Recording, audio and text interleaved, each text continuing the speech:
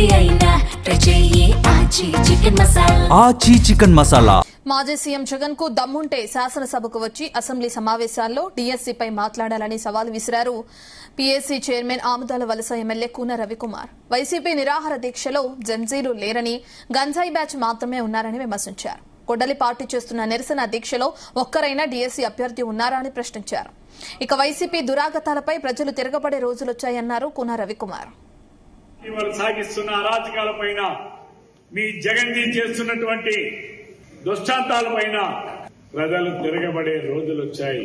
ఇక్కడ జంజీ లేరు, జగన్జీ మాత్రమే ఉన్నారు. జగన్ అండ్ గంజాయి బ్యాచ్ మాత్రమే ఉన్నారు.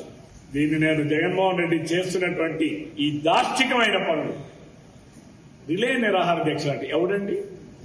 నేను కూడా చూశాను ఆముదాల వలసలో రిలే నిరాహార దీక్ష ఎవడండి? గంజాయి బ్యాచ్ గల అందులో ఎవరైనా డిఎస్సీ రాసినటువంటి ఒక అభ్యర్థి అయినా ఉన్నాడా? ఒక్క అభ్యర్థి.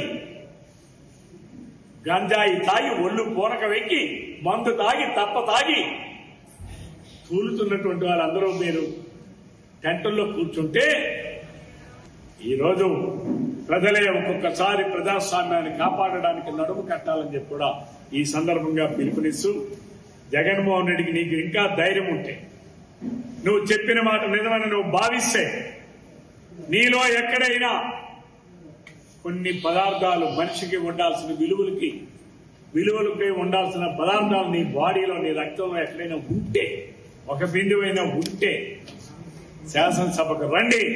నీ 11 మంది సభ్యులతో రండి. శాసనసభలో నువ్వు లేవనెత్తిన అంశాన్ని తప్పనిసరిగా చర్చిద్దాం. ఈ రాష్ట్రానికి, ప్రపంచానికి శాసనసభ సాక్షిగా వాస్తవాలేంటో ఇప్పటికే మా అధికారులందరూ తెలియజేశారు. నువ్వు చెప్పిన అభియోగాలన్నిటికీ వివరణలు ఇచ్చారు.